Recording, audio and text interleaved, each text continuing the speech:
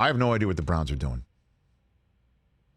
I don't know what the Browns are doing with Baker Mayfield. Are they holding on to him because they're concerned that Deshaun Watson could potentially get suspended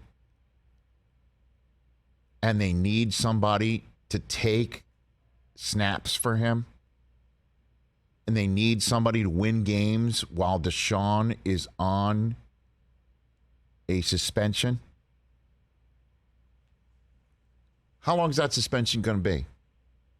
A full year? Would it be a full year? No. A full year? I don't think so. And I don't know when that's going to be handed down anyway. And even if it is for that long, what are you going to say to Baker Mayfield? Hey, Baker, this is the way the conversation is going to go. Hey, Baker, I know you feel slighted because we heard you on that podcast where there was a dog looking for a belly scratch. And, you know, we know you feel disrespected. And then we know you said goodbye to us before Deshaun even said goodbye to us himself, before reversing course, because we decided to guarantee every single of his $230 million that we gave to him, hardly really even knowing him. And we certainly don't really know him based on 22 civil suits that are out there to see what's real and what's not. But we still gave him all of that guaranteed money. We gave it to him, not to you. Not to you. And we know that you played hurt and you may have played hurt even though we told you not to play hurt, that you'd be fine if you didn't play hurt, and you did. And, if that was the case. But we need you. We need you now. And, hey, look, you ball out for us, and then you show the rest of the league you could still win. Right? It's a win-win. You win for us, and then you win for yourself because you get to show the rest of the league that you can win. But we need you, man. And let's just say the suspension's not even for a full year; it's for half a year. We just need you for September and October, and then you're gone. Then we'll cut you. Then we'll send you on your way. That's it. Or then you could stick around here and hang out, and we could just quiche on you. We'll just send you home, and you can get paid. And we just need you for these few weeks. What if he goes like 6-2 or something? But it doesn't even matter because that whole conversation. To Baker Mayfield, there's a church, and that's the wet fart. For the lack of a much better phrase. Because that's how it would go over in that church. So what are you doing?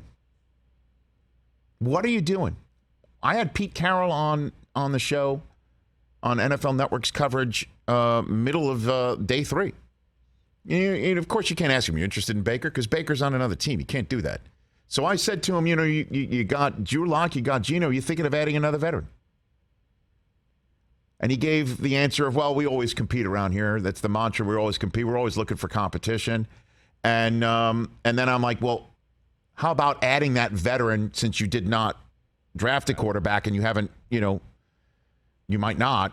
How about adding that veteran now, right away? No, was the answer. They're going to see what they've got in Drew Lock, and they're going to see what they have in Geno. Well, they already know what they have in Geno. I think they're really eager to see what Drew Lock is going to do. But then Pete also said Geno's ahead right now. Because Geno had time. Of course he is, because he's had more time. He played. Remember last year? There were times we went higher register on Geno. Yeah. Hey, look at him play out there in Seattle.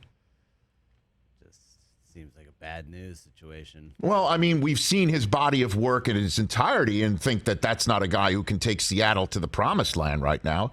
But they definitely want to see what they have in Drew Lock. So Baker's not moving. Carolina's not getting him after they drafted Matt Corral. Who's going to take him? Where's he going to go?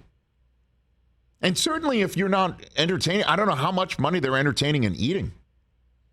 But the idea of let's hold on to him and see if there's an injury that happens in training camp like Teddy Bridgewater and he could be the Sam Bradford of 2022. Ooh. Like, what? That's your plan? How do you go through the draft and not eat whatever salary to get him out? You don't want him around either. You don't want him around. He doesn't want to be there. You don't want him there either. Isn't that amazing? Last year, Deshaun Watson was that guy for the Texans. Now Deshaun's on that on Cleveland, and now Baker's that guy for Cleveland. I don't know what the Browns are up to. Hey, you watched all the way to the end. Thanks for that. Watch more right here.